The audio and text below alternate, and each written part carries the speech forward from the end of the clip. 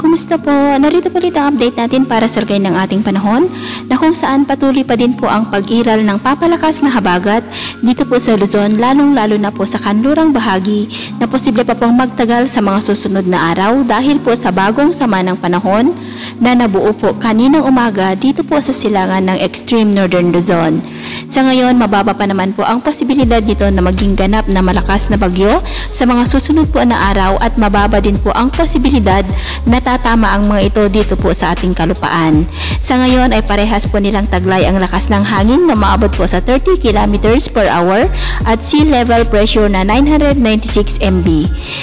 Samantala, ang dalawang bagyo naman po na ating binabantayan na sina Fabian at Nepartak ay parehas na din po na nanghina at posibleng sa mga susunod na araw ay maging low pressure area na lamang po sila. Malayo na po sila dito sa ating kalupaan pero tumutulong pa din po sila para mahatak ang habagat na siya pa rin pong patuloy na nagpapaulan sa ating bansa at ngayon ay asahan natin ang lalong paglakas nga ng habagat dahil sa pagkabuo ng dalawang sama ng panahon na tutulong lalo sa paghatak po ng habagat.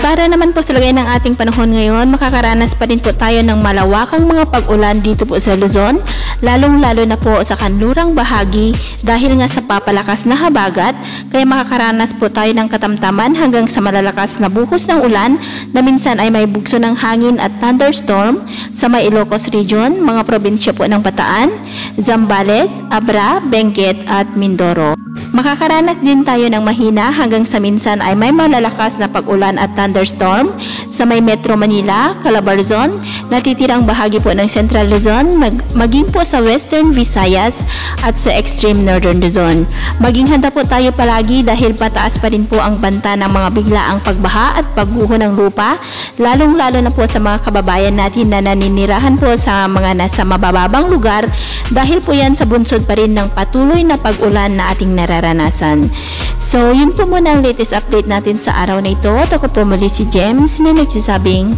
sa kahit na nung pagsubok po na darating sa ating buhay, huwag na huwag po tayong mawawalan ng pag-asa. Thank you and God bless!